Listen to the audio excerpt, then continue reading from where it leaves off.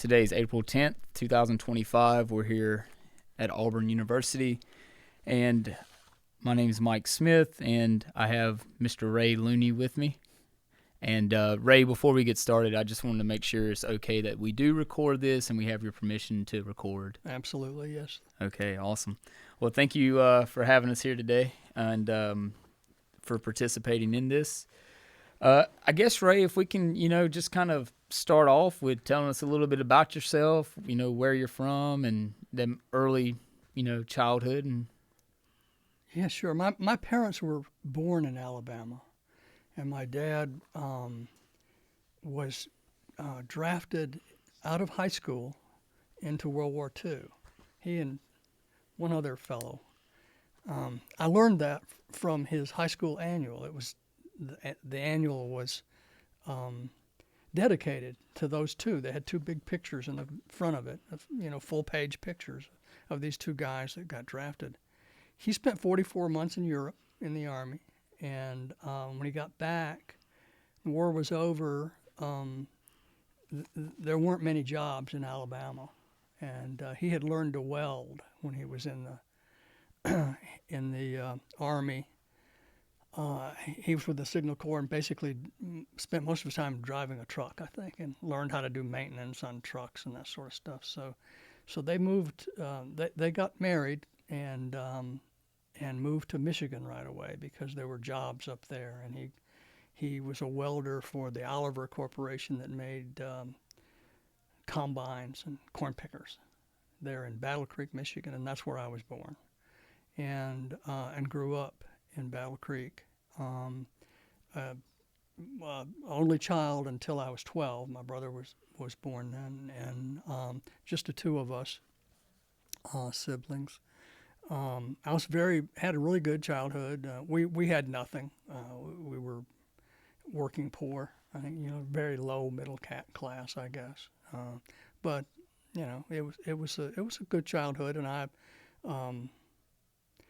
I enjoyed especially my junior high school and high school. I was popular, and people thought I was funny, and which went along well with my last name.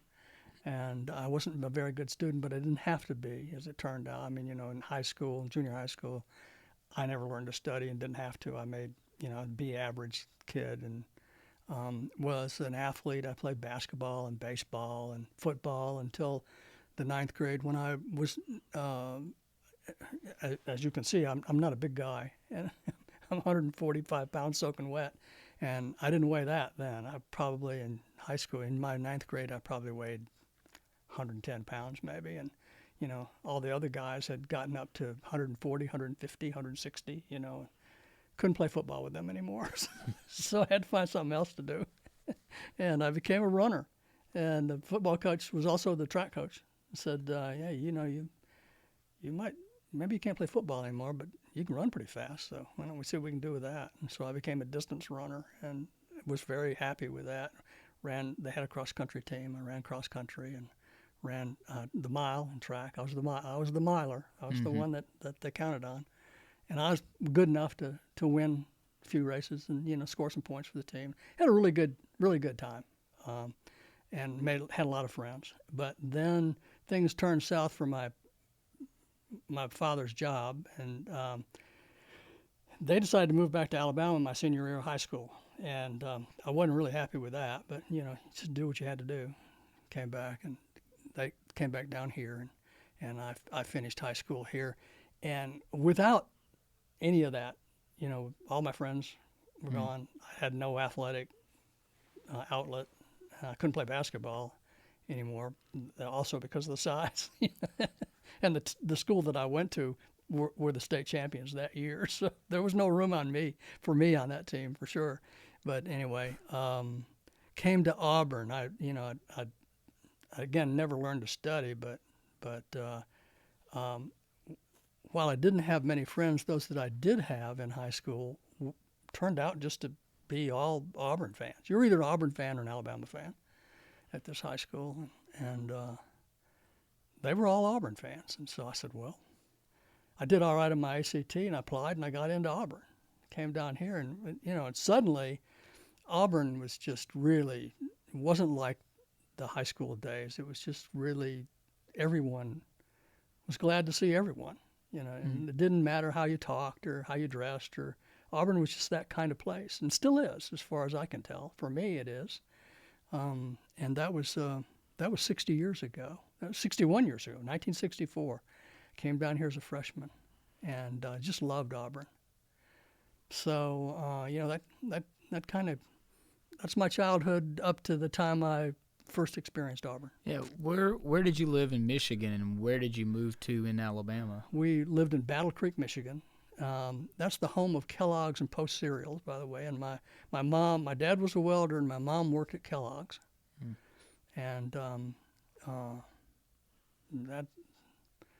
we then moved to down to Decatur, which is about 3 or 4 hours north of here.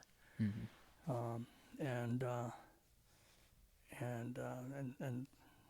so, like I said, I just I came. As I tell some people, I came kicking and screaming. I really didn't, not literally, but I was not a happy camper.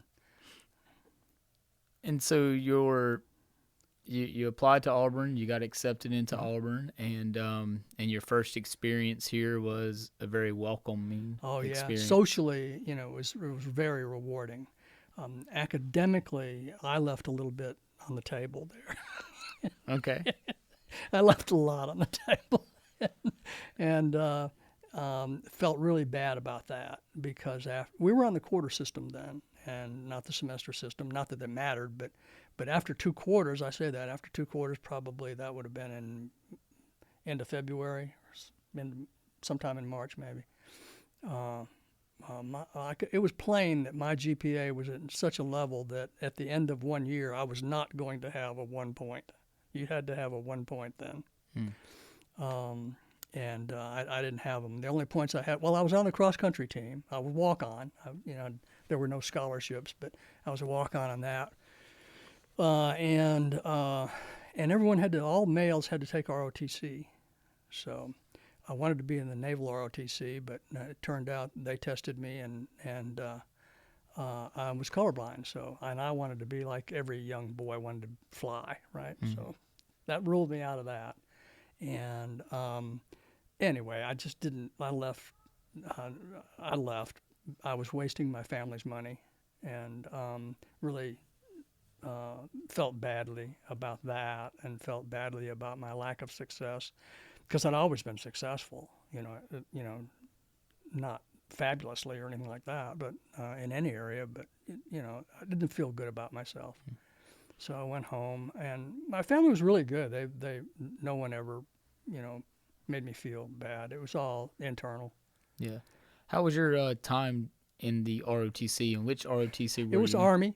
Army. Yeah, since I couldn't get in the Naval, I just, went into the Army. And that was the first time I'd had any real marksmanship training, which was fun. I'd always shot.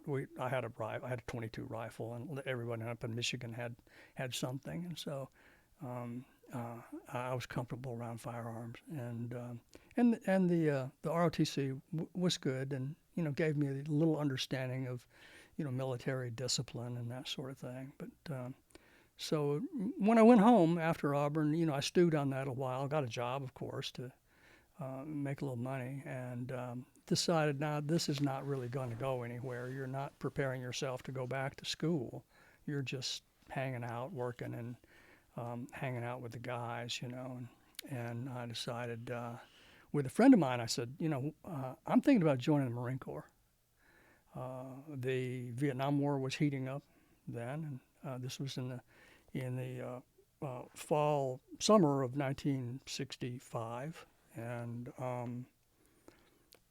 I said, would you want to go with me? They have a buddy program. We could go together if you wanted. He didn't have anything going on either. And he said, sure, let's give that a shot. So we drove from Decatur over to Huntsville, which was the nearest recruiting station. And he backed out, and I didn't. And so, by September, September of 64, I come down here as a freshman. September of 65, I go to Parris Island as a recruit. Can you can you talk a little bit about your decision on joining the Marines during a time of war? As you said, it was 66, It was 60. It was 65 then. 65 then, Yeah, as you yeah. started thinking about it. As I So, started thinking about it, yeah. yeah. I think, I didn't have any sense of politics. I did have a sense of patriotism, but I think it probably sprang really more from just, feeling like I needed to test myself and to harden myself and maybe even a little bit of punishing myself for not taking advantage of the opportunity that I had, that my parents and my family really. There was also an aunt who my dad's sister who who was very close and a very loving person in general. Didn't have any children of her own, so doted on me to some extent, and made sure that I had what I needed to get here, financially. Hmm. And I just felt bad about that. I needed in some way to atone for that, I guess, and achieve something, because I knew that I wasn't on the path where I needed to be, and this was all that I had. And two, I would then be able to come out with 36 months of GI Bill, that I wouldn't have to rely on family again to finance my education. Do you think when you're going to the recruiting station, can you recall what you were feeling as you're walking in, and how you were feeling? I know you said you went with a friend, Yeah. and but only one enlisted in the Marine Corps. Yeah. Do you remember those emotions? Were you anxious? I was clearly anxious and intimidated. I mean, to a kid, a 17-year-old kid, I'd turned 18. Yeah. And anyway, these were grown men. I'm used to being around kids, college kids, and and these were sure enough grown, hardened Marines. But of course, they're putting on a sales pitch. But clearly, these guys are a cut above what you're going to see out on the street. And I was really intimidated, and maybe certainly in awe.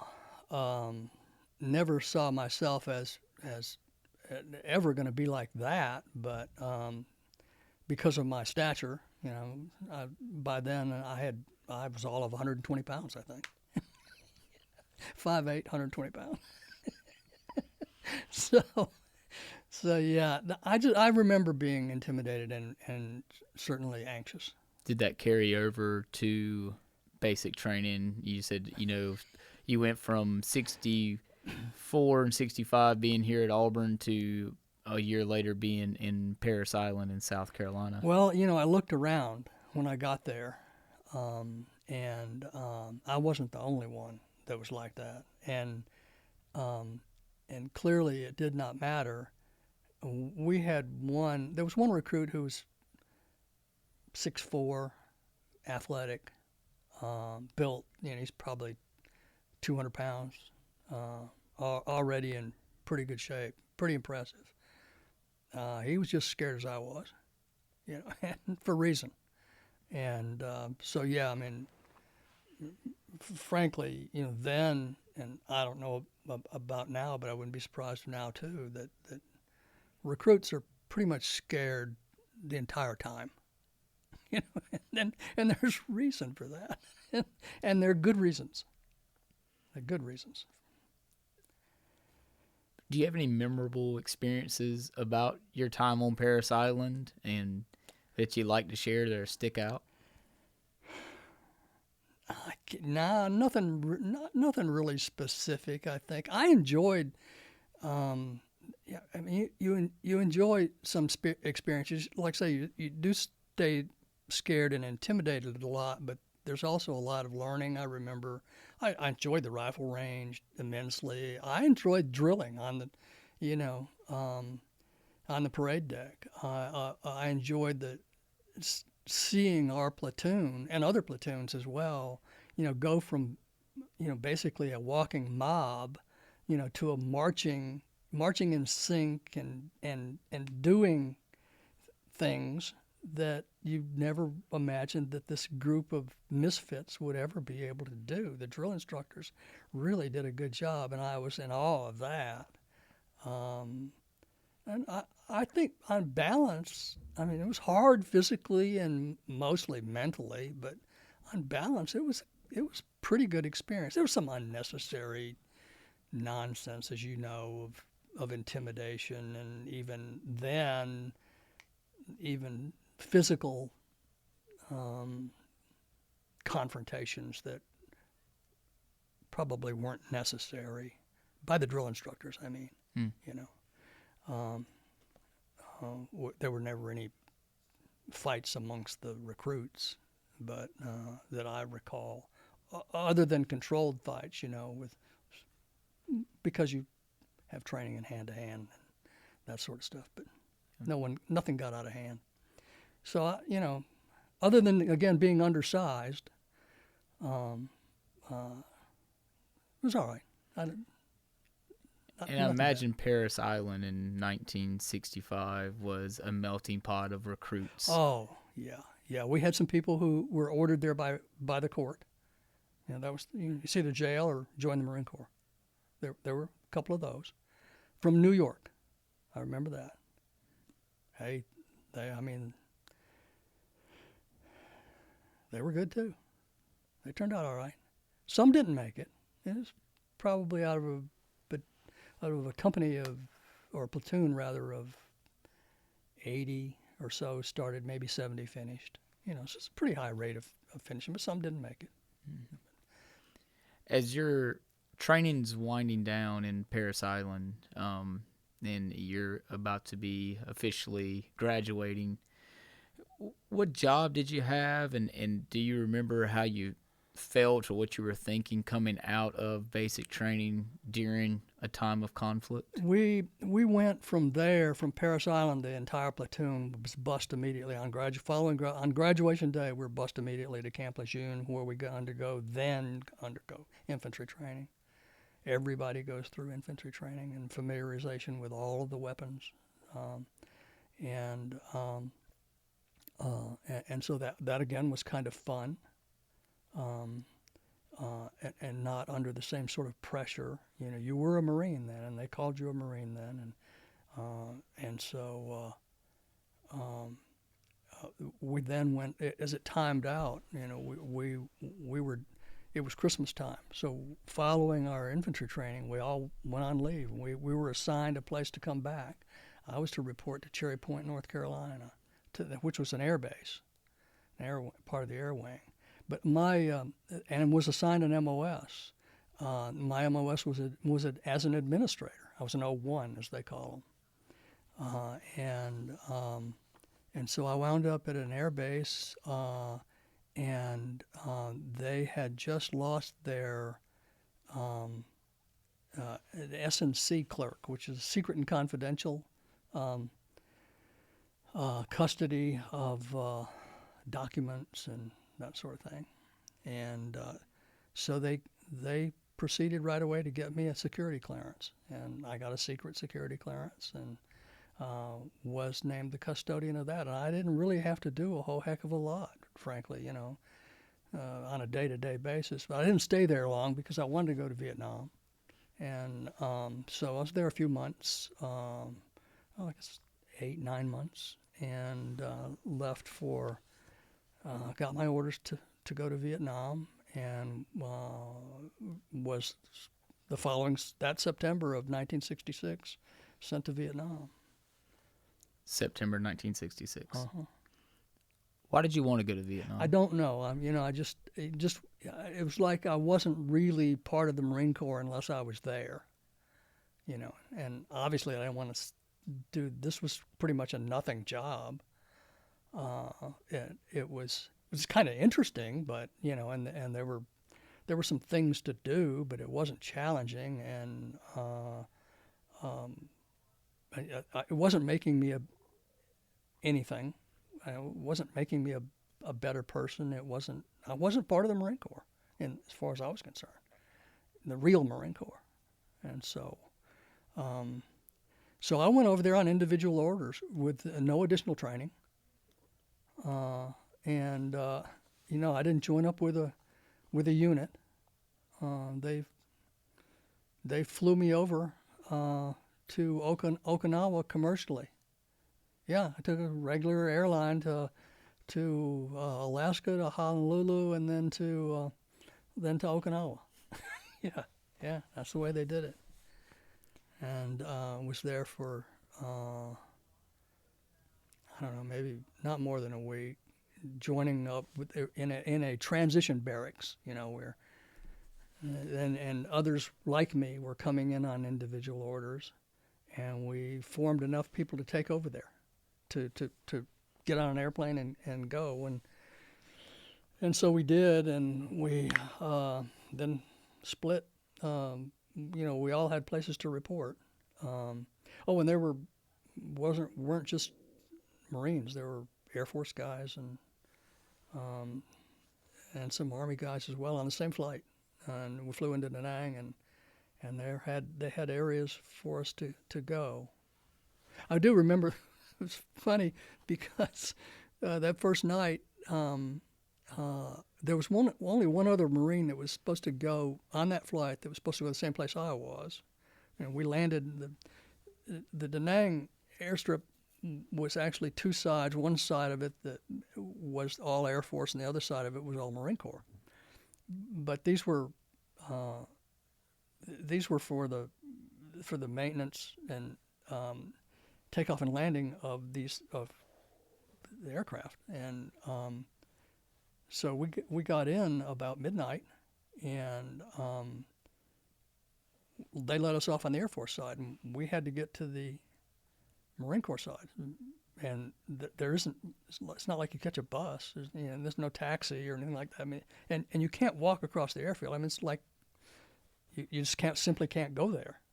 And we finally found a truck that was going that way from the Air Force side, was going over on that side of the airfield. It took about a half hour to get there, and he let us get in the back of the truck and our gear, and we went over there. And when we got there, we learned that must have been about 1 o'clock in the morning, and we learned that there wouldn't be anyone to see us until 07, because it was just an empty building with no walls. It was just a roof, and looked like church pews. So we slept on a church pew, with not knowing where we were, no security that we could see, no one else in the area that we could see, and it was very surreal. Landing in Vietnam and getting to that church pew, what was your first impressions of Vietnam? What was going on? It was just disorganized. Nobody seemed to really care about us as individuals. No one even looked at our orders. No, there was no one there in any authority. There were just other enlisted guys like us. I was a PFC, and it was, like I said, just disorganized. It was clear from the very beginning, you're going to have to look out for yourself, and read the situation and do what it is you're expected to do. That's what it was, 1966. Next morning, 07. Next morning, 07, a captain shows up, and a few other people. It gets busy. It starts getting, vehicles start coming in the area, and I'm just there hanging out, just waiting for someone that I can approach. I've got my orders to present to someone, and a captain showed up, and excuse me, Captain, have orders to report here, and that's something that you can help me with. And he was helpful and told me where to go. Oh, yeah, you're with the 3rd Marine Division, I see. So you need to report to the first sergeant of headquarters company, headquarters battalion. And I had to find out how to do that. He didn't know where they were. So, yeah, that's kind of how it was. Where did you end up in Vietnam? What unit? Well, What yeah, location? that the entire Third Marine Division was moving from Da Nang, where they that week. I think, in fact, it was the following day. They were to move by truck, by convoy. And you can imagine an entire division of Marines is moving by convoy from Da Nang up to Phu Bai, which is up. Phu Bai was 7 miles from the imperial city of Hue, and I didn't know that. I didn't have a map, but so the next day. I found my way to the first sergeant. The first sergeant told me then where to go to spend the night that night, and told me where the chow hall was and that sort of thing. And we piled into. There was a lot of equipment and furniture and just everything that the division owned was being moved. And so I was a part of that. Just, you just fall in and help load trucks and get in the trucks, and off we go. So this would have been your first time in Vietnam, Right. kind of, so to speak, outside the wire. That's right. Right. Oh, yeah. And again, to add to the confusion of it all, I'm yet to be issued any equipment. I don't have a helmet. I don't have a flak jacket. I don't have a weapon. Because all of that had been packed up. See, the armory was packed up and moving, and we just showed up at that particular time. The other guy, I don't know what happened to him. I never saw him again after his orders were different, and after I made contact with the captain. So that was kind of the initiation of it all, And we got to Phu Bai the same day. It took basically all day, and there was a camp that had been put together by Seabees, with the hardbacks, we called them, a tin roof and elevated off the ground because of the rain, and screen around the outside, and to keep out the insects.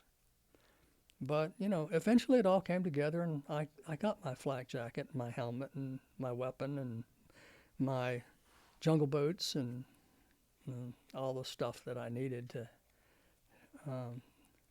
to last for a year over there. Your first trip outside the wire on a convoy, was there any anxiety? Was there any fears? Oh, yeah. I mean, it was, again, I'm sitting in the back of what we call a 6x, and so it's covered, the back is all covered with canvas, and unless you're in the tailgate, you're not seeing anything. I was in the tailgate. I was the last guy on the truck. So so I could see, and yeah, it's basically a one-lane road going through a jungle. It was paved, however, for the most part, as I recall. I remember the first remarkable thing that I saw was, and I came to understand that that they're everywhere, was a sign on a tree on the roadside, a big circular sign advertising Coca-Cola in the middle of nowhere. So, and you'd go through, little hamlets, villages, that sort of thing. But, and I mean, yeah, there was anxiety, but it was sort of like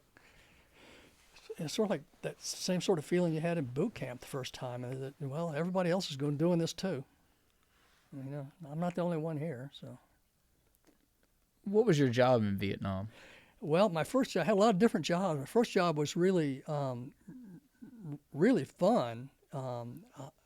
Because of my security clearance, I was given the job as a courier for the commanding general of the 3rd Marine Division.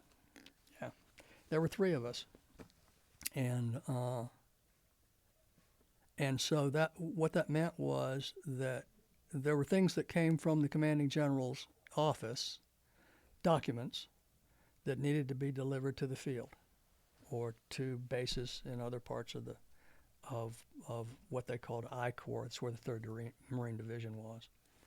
And so every 3-4 days, again, like I said, there were 3 of us, so every day something's going out, but every 3 or 4 days would be my rotation. And we had from the commanding general's office, all of us had a card with our name and rank, serial number, and that sort of thing, which directed if they had room for the crew chief of any aircraft in Fubai to let us ride where they were going. And so when it was my turn, I would take the satchel and I would go to the airstrip, and I would approach there would be aircraft lined up out there, coming and going all the time, either helicopter or fixed wing. And let's say I needed to go to Dong Ha, then I would find the crew chief and say, "Are you going to Dong Ha?" "No, but I think that one is."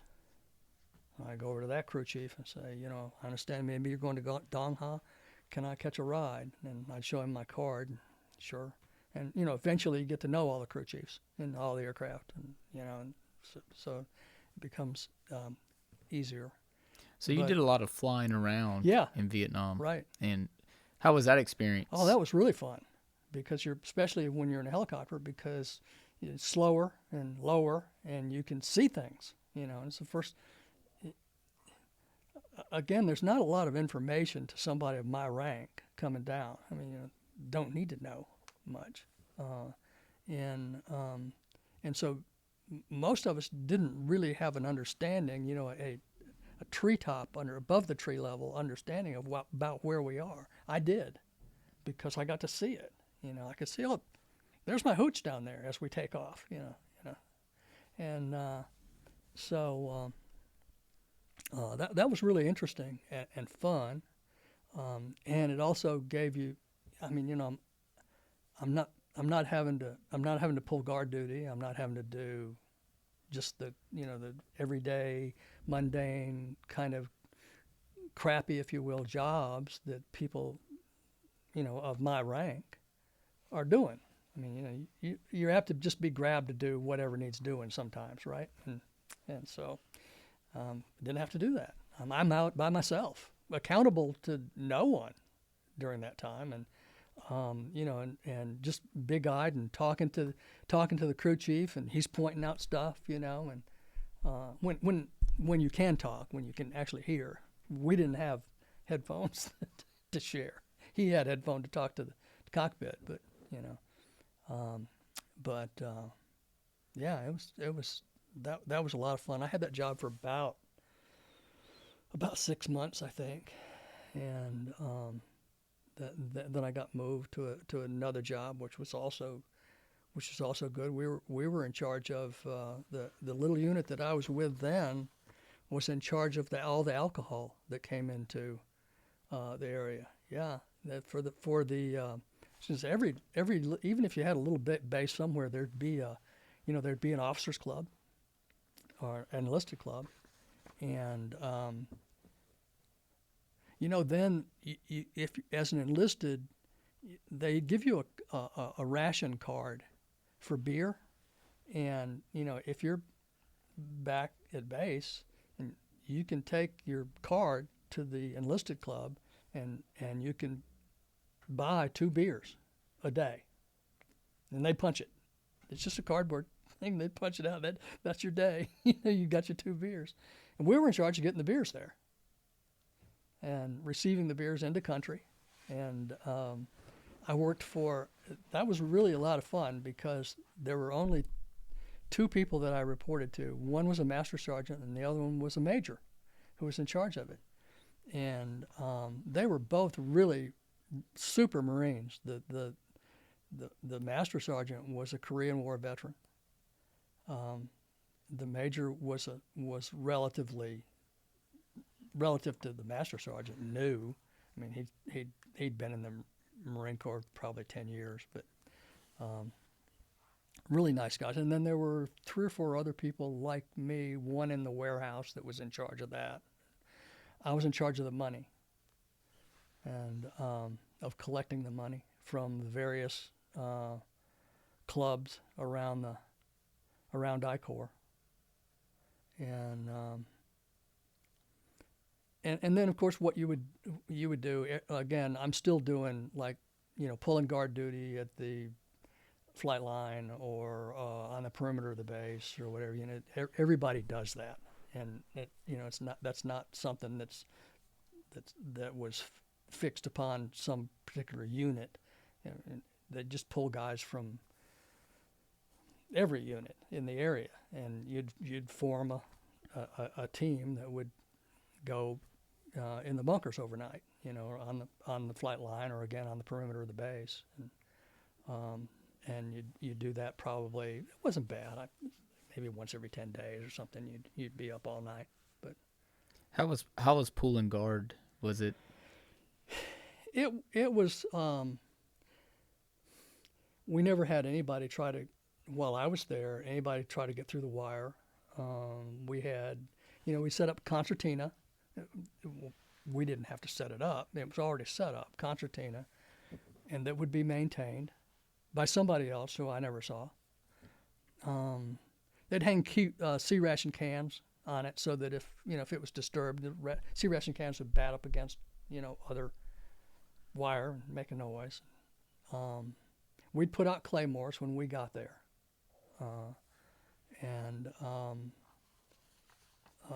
but we never got. You'd get the occasional rifle shot come in, or you'd get the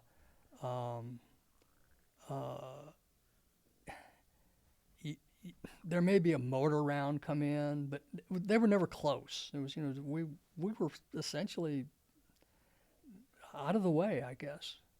I don't know why. It was 3rd Marine Division was headquartered there. There was a whole bunch of stuff there.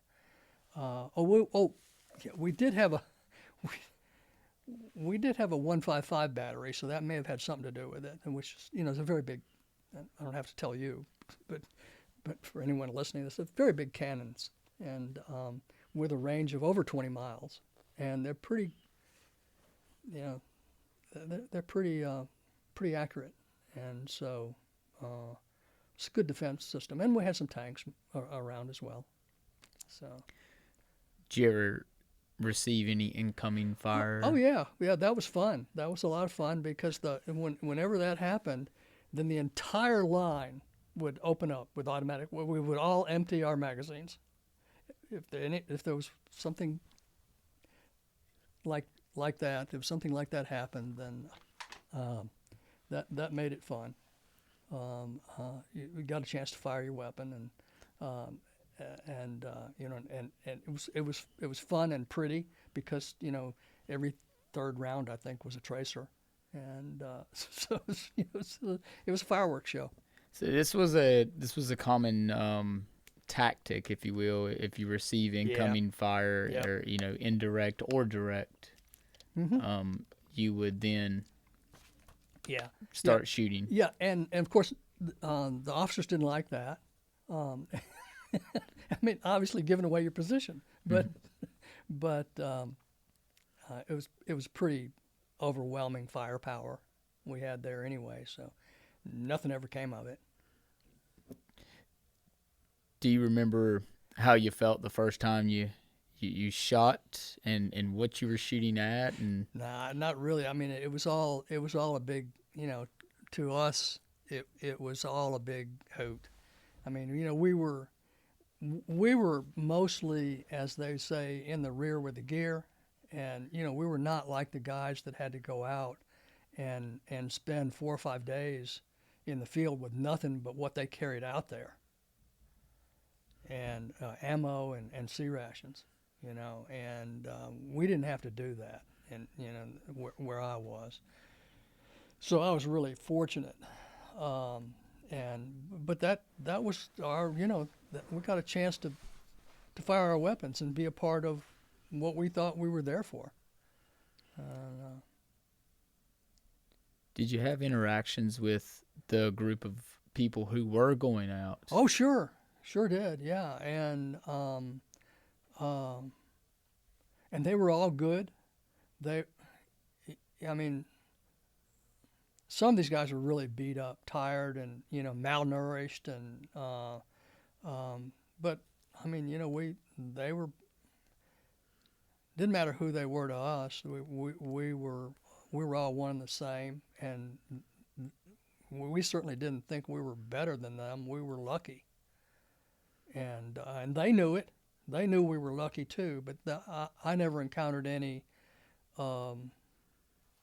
notions that they thought they were better or tougher or badder than us or anything like that. Then everybody just knew that that they're but for some good luck to go I. So no, in your experience, no animosity between those who were going out and those who weren't going out on a daily basis? Never detected that at all. I did, however, anyone my age and anyone who has read like you have about that time, the Marine Corps had its problems. The services had their problems. They were mostly racial, and I got to say that I think that most of those, the majority, more than 50%, let's put it that way, of the Marines that had to go out and had some of the worst missions were made up of African Americans. More than 50%. They got the worst duty, I think. Now, I don't know why, and we can guess about that. But and I certainly did see and feel some resentment from those African Americans, and it was probably justified. But I never had any problems, never had any issues with anyone. We were all Marines as far as I was concerned, and as we used to say, there's in the Marine Corps there's only one color, and it's green. We all wore the same uniform. And you were able to recognize that during the time period. I thought it was really important then. Yeah, I did. I never had any. When in Michigan, a lot of my fellow baseball, basketball, and football players were African American. That didn't matter to me then. It didn't matter to me in the Marine Corps. It did to some. I saw that too. Mm-hmm. But not to me. And I probably feel more strongly about that now, and more sensitive about that now than I was then. But I'm fairly certain that I wasn't a racist then. Certainly not now. Yeah. You joined the Marine Corps out of Huntsville, Alabama. Uh-huh. And then over the course of just a short 2 years, you found yourself in I Corps territory of Vietnam, and you saw some of these racial through lines happening in Vietnam.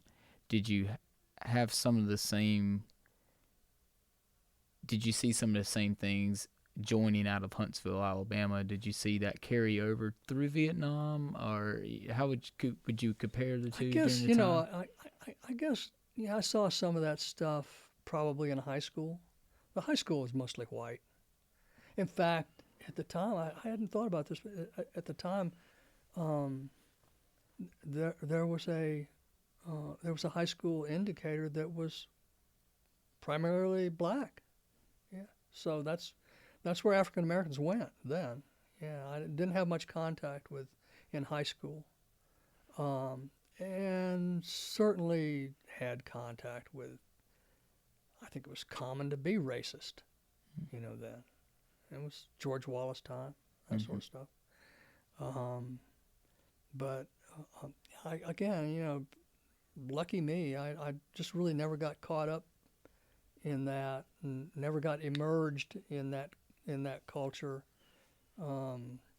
Didn't I don't remember, when I did enlist and we went. The tradition is, you arrive at Parris Island by bus. I couldn't tell you how many of us were what our race was. I just didn't, because it just didn't matter to me. It really didn't. I couldn't tell you how many black recruits there were in my platoon even. I never really experienced the full problem. I did see it from a safe distance, I guess, and I knew that it existed, and there were also a lot of drugs being used then, not by any particular race, but by everyone. I didn't. I was too scared to. But I was aware that for $5 in Vietnam you could get any drug you wanted. Seriously. It wasn't hard. I knew that much. I was never interested.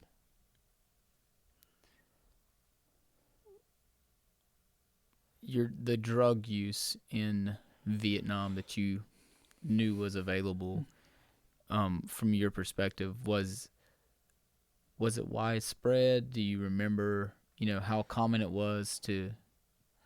I don't, and at first hand I don't. I know that it was fairly widespread. I know that, of course, marijuana was very easy to get. But I mean, you could if you wanted heroin, you could get that as well.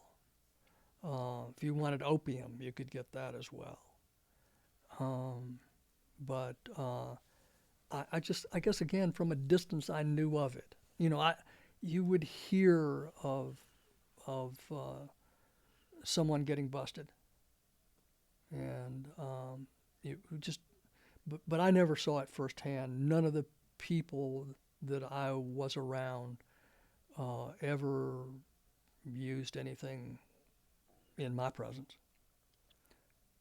Do you remember if it was more predominantly used in the people who were going out, like we recently talked about? I suspect so. That was always my impression. That they often, I think, felt the need to come down, to kind of put a blanket over all of that they were doing and that they were experiencing, and this was a way to do that. And you said your second job in Vietnam was receiving the incoming alcohol, right, the beer that right, was coming in, and the whiskey. And whiskey was not available to enlisted. But it was available to officers. Yeah. And the different clubs, the officer and the enlisted club was segregated by rank, obviously. Sure. Did you ever go to those? What was your experience? Well, when I say club, it was more. Most of them were outdoor, and the only building would be the building which was housing the alcohol. And so sometimes it would just be a booth where you would go, and there may be some picnic tables out there. But sure, yeah, I would drink a beer or two. I never used my quota. Sometimes I'd give my card to somebody else, who did want it, who did want more than two, yeah.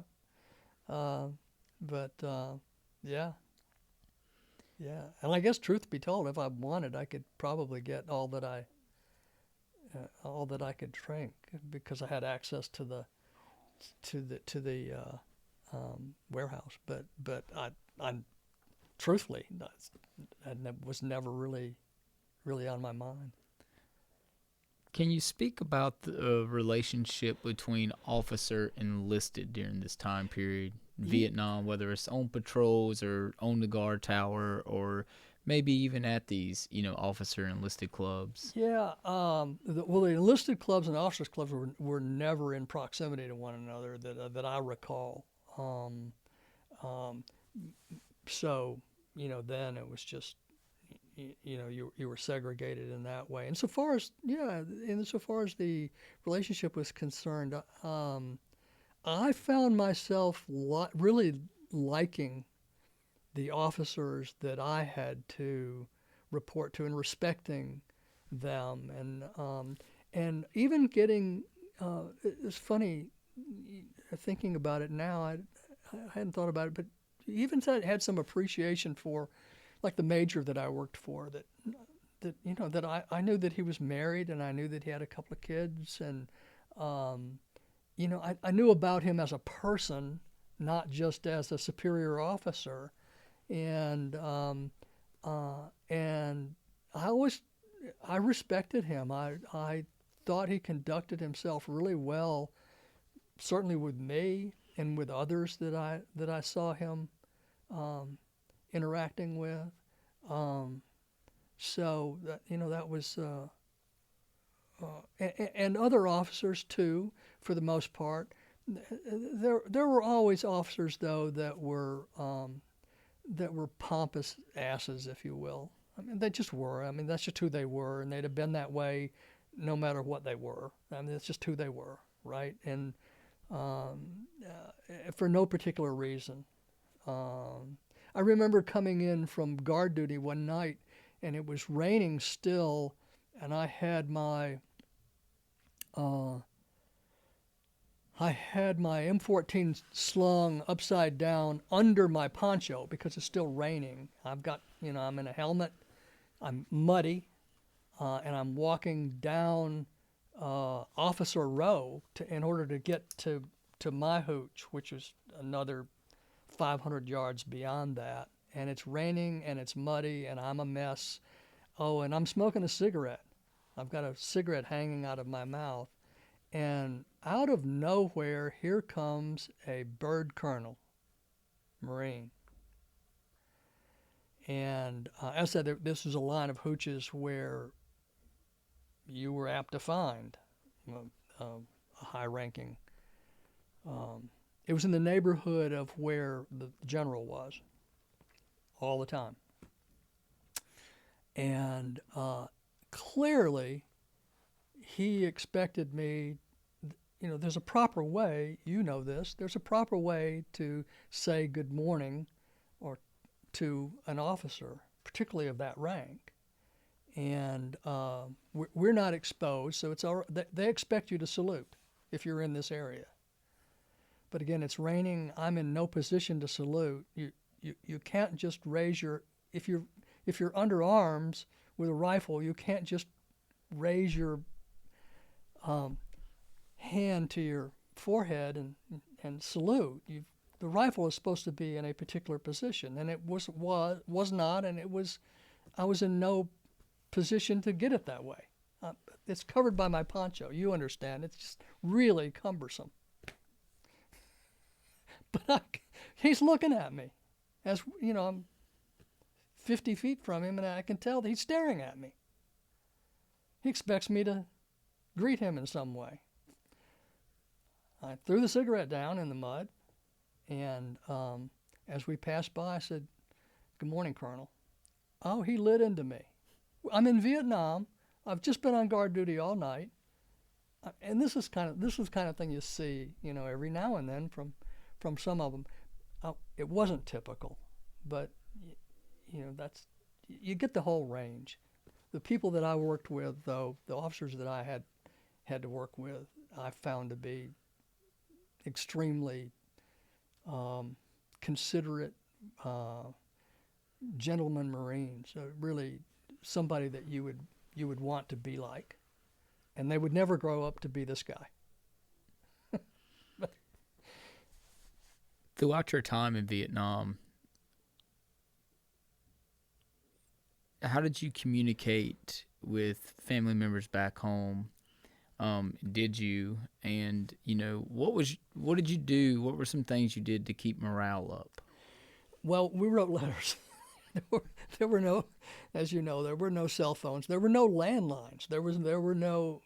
If there were an emergency, then there are communications that they would make available. You know, if but I had never had any such occasion, and so the only way that I communicated with the family was through letters. So I wrote letters, and of course, you know, in a war zone, you don't have to have postage. You just write a letter, and your APO address will get that letter to your family. It may take a week or 10 days, but you know it would get there, and my family would send, in addition to answering letters, they would send care packages. You know, and we got we got some good stuff, and everybody, everybody had your group, of guys that you were that was in your hooch or whatever, and we'd share it all. We'd get a care package, we'd bring it back to the hooch, and offer it to everybody, whatever was in there. I remember that my aunt, who doted on me, sent within the box was a big box of chewing gum. We didn't get chewing gum. There was no chewing gum over there. You couldn't buy chewing gum, and spearmint chewing gum, and there must have been. I think there used to be like a 5-pack, or I'm not sure, but there must have been at least 50 5-packs. we all chewed it in one night. We chewed everything in one night. Because that's what you would do. Whatever you got. I mean, you didn't know what tomorrow was going to bring. I mean, it's not like we were, we weren't afraid we were going to die tomorrow or anything like that. It wasn't that dire, but it was like, hey, we're here. We've got this stuff now. Let's do it. So whatever we got, we consumed that night. One of the fellows got for Christmas got a bottle of scotch. It got through somehow, packed in popcorn. I remember, and of course we finished that off that night. Just that kept morale up. Stuff like that was really fun. Oh, and I just remember there were lots of letters that young women would write, and that was addressed to any Marine in Vietnam, and they would hand those out randomly, at mail call, and so. That was fun, answering those notes, and I'll tell you on that I'd forgotten that, but after I got back from Vietnam, and so there was one go back a second. There was one young woman that was from New York, that somewhere in the state of New York, and that had written, and I wrote her back and forth half a dozen times. And it was all really nice and sweet. And when I got back, I got a call from, I'd been back maybe 3-4 months, and I got a call from my mother. I'd moved out to an apartment and had a roommate, and got a call from my mother that I had a visitor, and this woman and another woman had driven to Alabama. They were on another trip. I mean, it was a side trip, I'm pretty sure. But she wanted to meet me. And so I went over and got her, and, her and her friend, and took them to my apartment, and we visited. It was really, it was very sweet. Yeah, that's a very interesting. Yeah. This forming this pen pal relationship.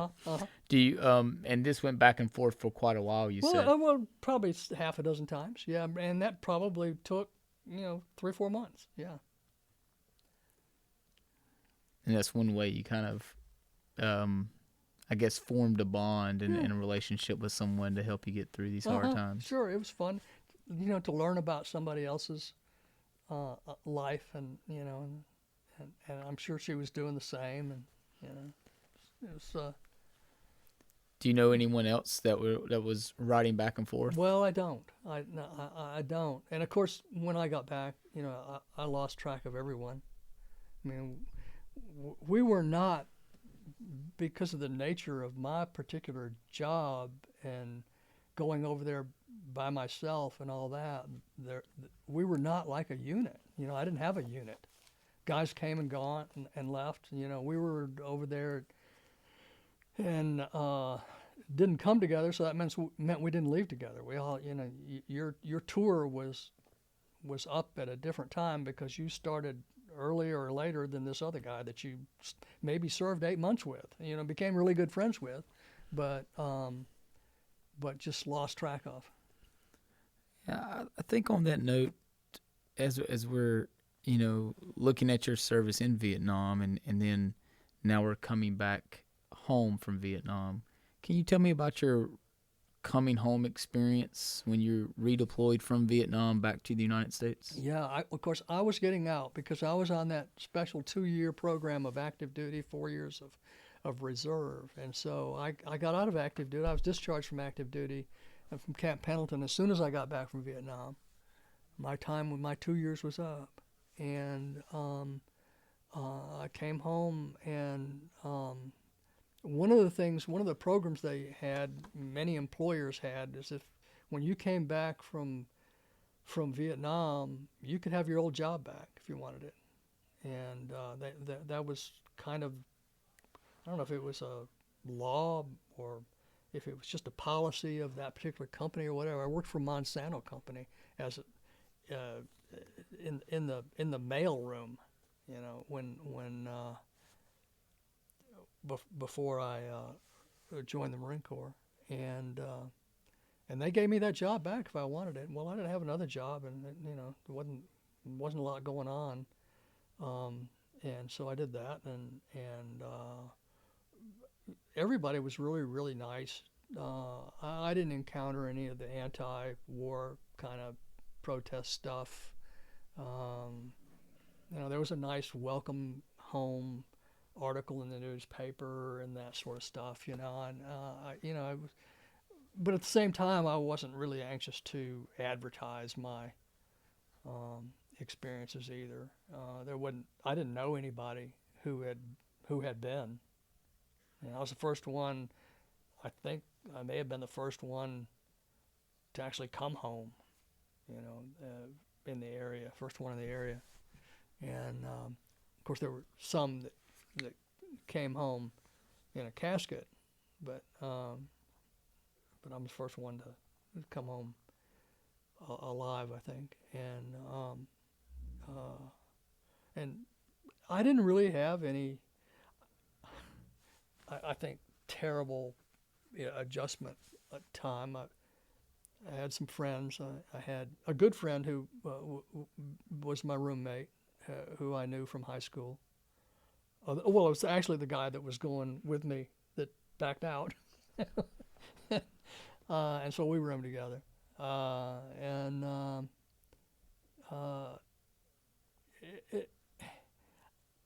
I guess the biggest adjustment was, you know, in the Marine Corps or in any branch of the service, around your buddies, you use a different language.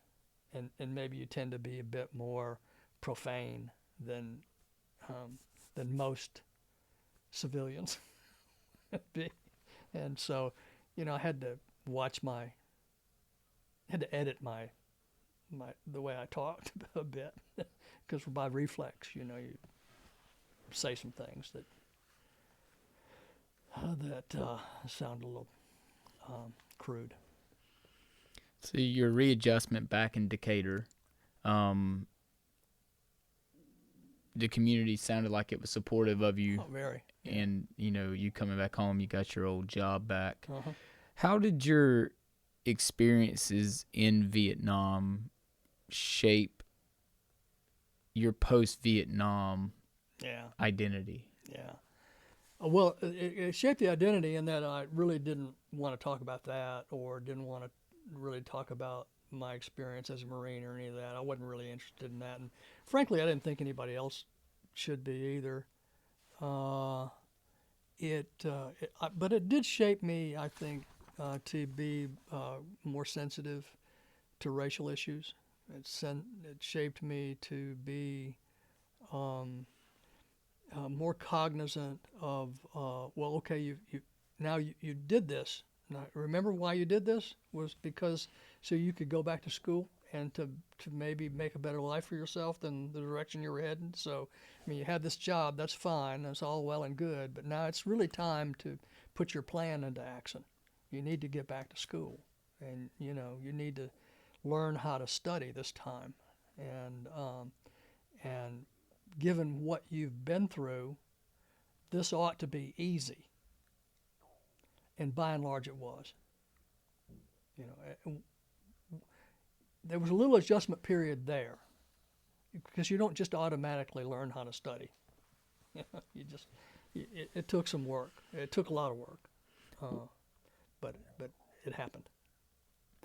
What was your college experience like? Yeah, it was. And where did you end up at, and how was that experience after Vietnam? Well, in the meantime, I fell in love, and I loved her a long time before she loved me. In fact, my wife, when I first asked her out, I had been dating one of her friends, and she said, "No, you're still dating. You're dating whatever her name was." And I said, "Well, what if I wasn't dating her?" And she said, "Well, I mean, there's no point in having that discussion because you are. So, end of discussion.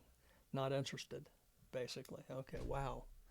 All right, so I stopped dating that person, and a couple months later, she agreed to go out with me after me pestering her. And so, in the meantime, like I said, probably, I think within 8-9 months of that, her first going out with me, we got married, and that helped a lot in terms of me, getting focused on what to do. She was a huge help in that, and she worked, and I got the GI Bill, and we wound up in well, first of all, we had a daughter pretty quickly. That wasn't planned, but that happens, and we put our lives together with that, and we were in Nashville, where I had a job. I hadn't yet gone back to school, but well, actually I had, but I'd taken a little bit of a break there because of daughter's birth and a job opportunity that I had up there. And then anyway, we finished our bachelor's. I finished my bachelor's degree there, and our daughter must have been about 3, and that's when we came full circle, because I got a Bachelor of Science degree and had a really good experience at George Peabody in Nashville with some really good professors. I was an older student, of course, being a veteran, and hung out mostly with graduate students in the program, in the psychology program there. In the laboratory, we had a laboratory for monkeys and a bird lab and a rat lab, and I helped support and worked with a lot of the research that the graduate students and the professors were doing, and completed my degree and made application to some graduate schools, and guess what? I got in at Auburn.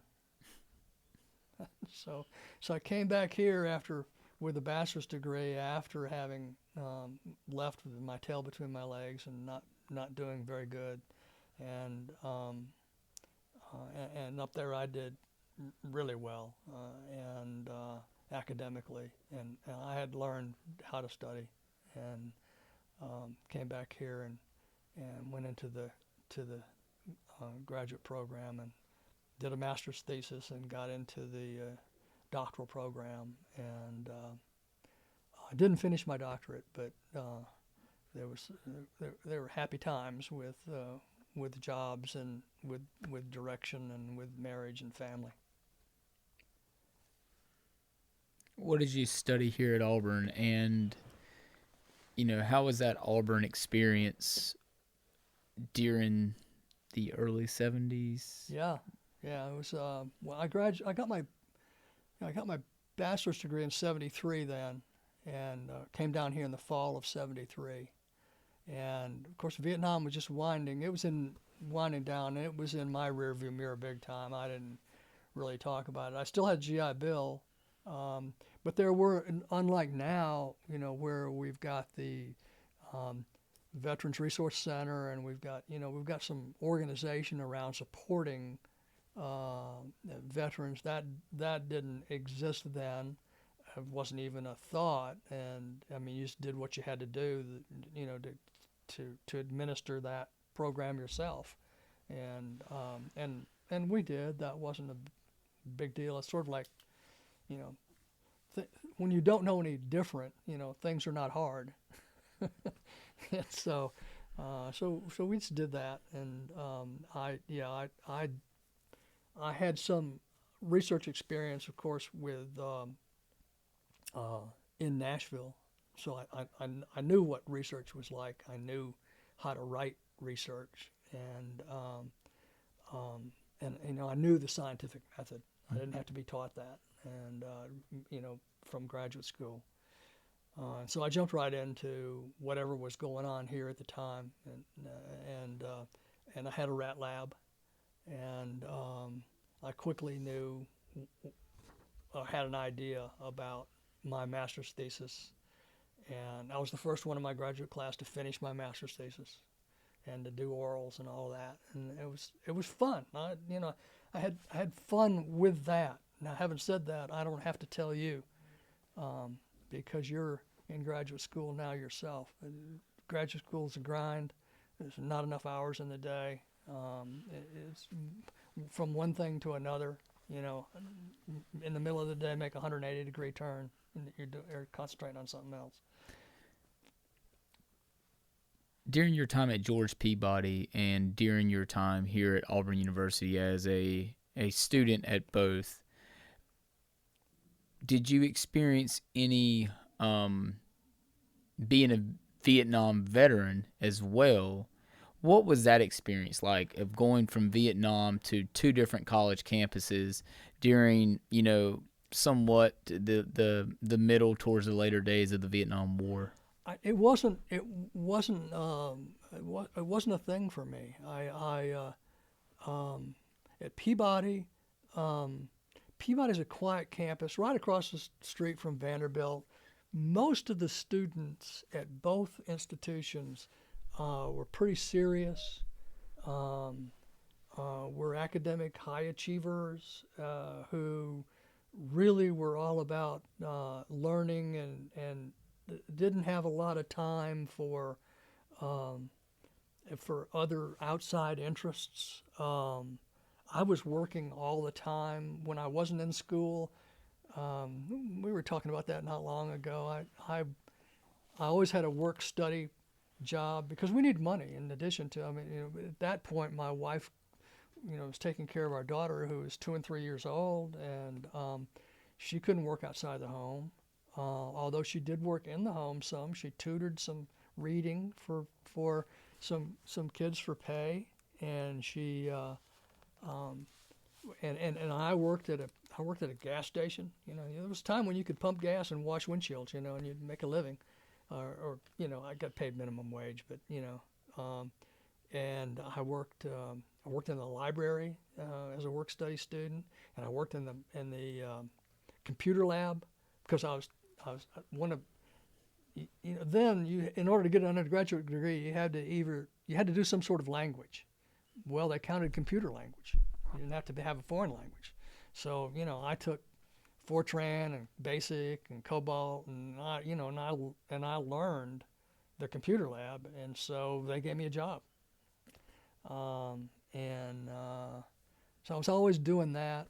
I didn't have time for any other outside activities, and didn't have the money to do anything. Shoot, we couldn't even. I mean, we couldn't even go out and have a meal at McDonald's. I mean, that's how tight it was. You know, so we we we took care of business. I mean, we were just all business, and I think a lot of students, certainly all the graduate community that I knew, they were the same way. I mean, it was hand to mouth, you know, and do what you had to do, but it was happy times, and I just didn't pay attention to that. And I mean, you're aware of it. You catch the news now and then, and down here, it was certainly the same. I mean, graduate school was just more of that. I mean, it was just I didn't have time for that distraction. There were there. Oh, I remember now. There was one guy up at Peabody who was there from the Army. He was a graduate student, and he was a helicopter pilot over there. And so we would sometimes talk a little bit. He was in the Army and was in a different part of the country, but that was kind of neat, just sort of to have this guy that I would talk to now and then. We'd share experiences. Didn't have anybody like that here in graduate school. There were a couple of other students who had been in the service. There was one guy here from the Air Force who was actually still in the Air Force, and they were paying for his master's in psychology. I don't know why, but no, actually no, I think he was going to get a PhD too. Yeah.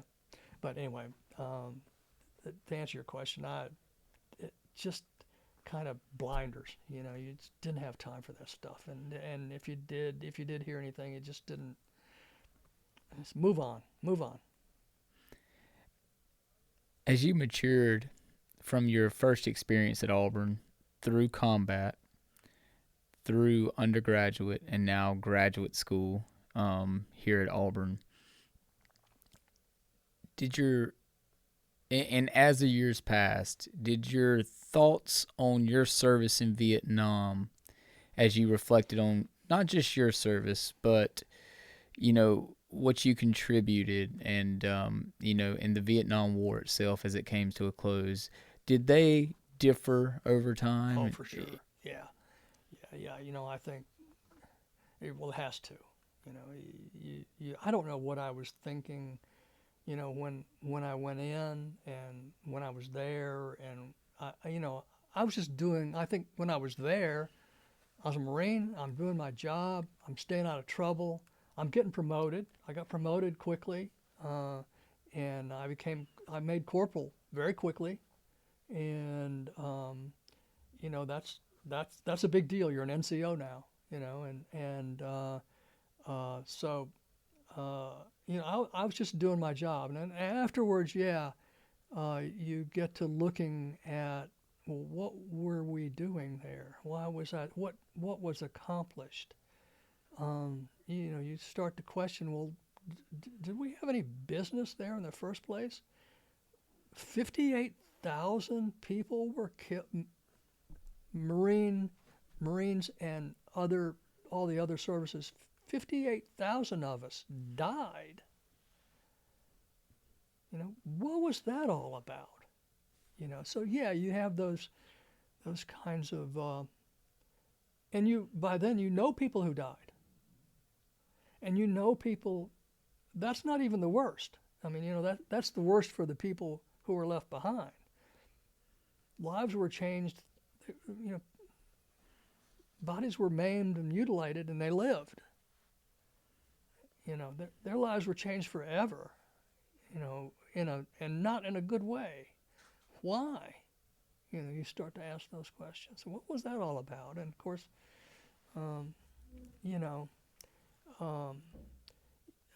there are no satisfactory answers.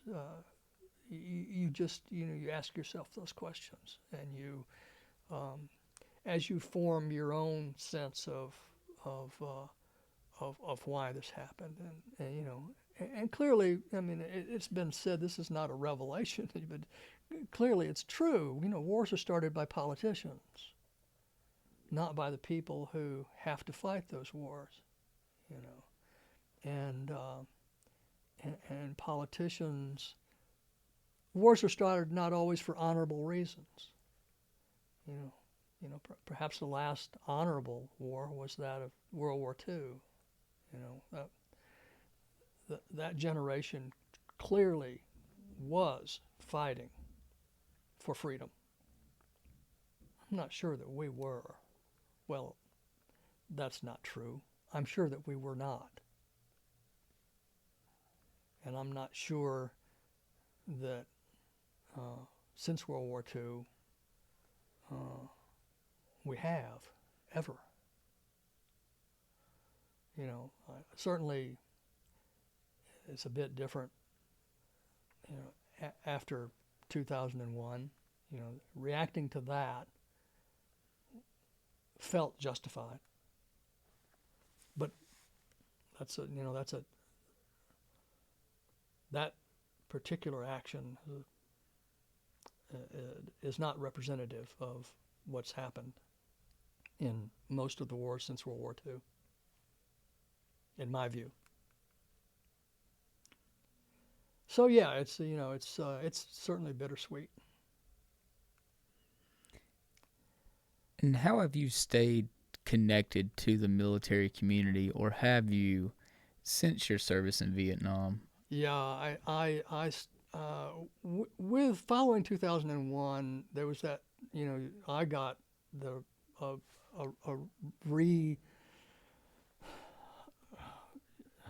I got re-energized, I guess you'd say, as a patriot, as a Marine, and I was part of the formation of a Marine Corps League detachment up in Tuscaloosa, where we lived at the time,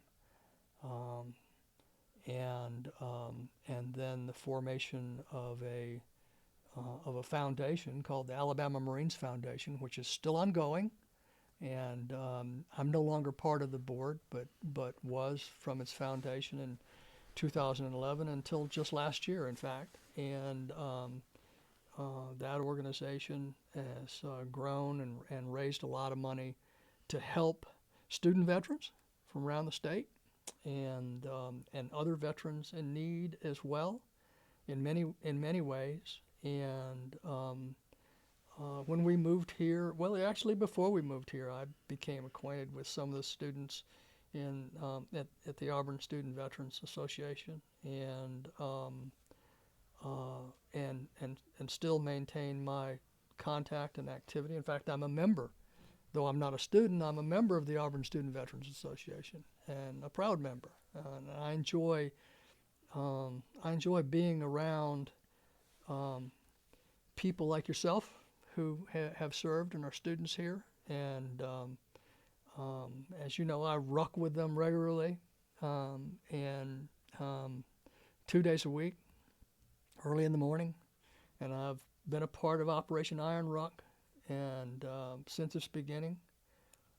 So I maintain an interest in that, and as I said, was really re-energized in a more positive way, I think, and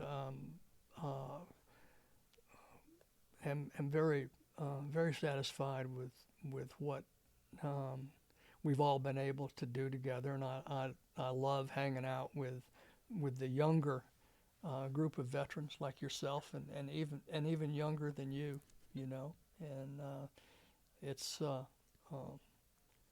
very comfortable here, and it's also really nice that's back here in Auburn, my favorite place, my favorite home in the world is right here in Auburn, with a lot of very special people, and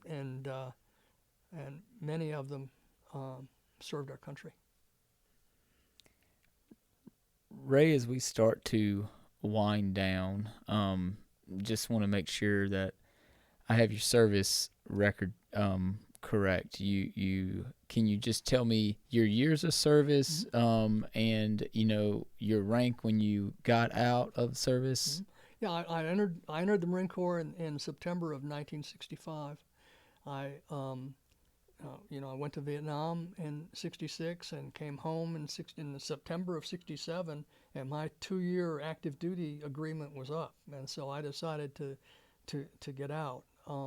I had an obligation of 4 years of reserve duty, but once again, old Ray was really lucky, and I wasn't within 100 miles of a reserve unit, so I didn't have to go to any of the meetings. I was officially still in, and didn't get my honorable discharge until 1971, which is 6 years after I enlisted, and so that's it, short and simple. I just had 2 years of active duty, which is nothing compared to what you did and what most others have to do. But you know. And you earned the rank of corporal. Yeah, I was discharged a corporal. Yes. Awesome. Is there anything that we haven't talked about that you would like to talk about? Gee, I don't know. That's hard to say. I probably talked about more than I intended to or imagined that I would, and I didn't do much mental rehearsal for any of this. As you know, we set this up 3 days ago, so no, I would just say that I have great respect for the Marine Corps, especially. But for all the services, I think that I know from my continued experiences with active duty military people even now, that all the services are better than they were in so many ways than when I was in. I hang around with the ROTC people some too, especially the Marines. I like to go out and ruck with them, and I've had the opportunity to spend some time with their leadership.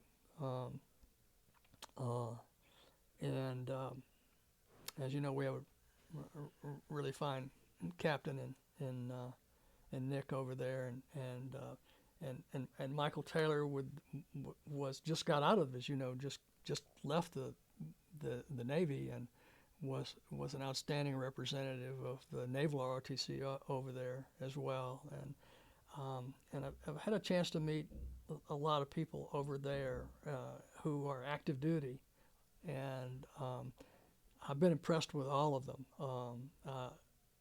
And the candidates over there, the kids that I call them kids. They're young men and women that have committed their time here at Auburn to training and becoming officers in the Marine Corps, in the Army, in the Navy, in the Air Force, and now even the Space Force. But they're all so much better and smarter than I was.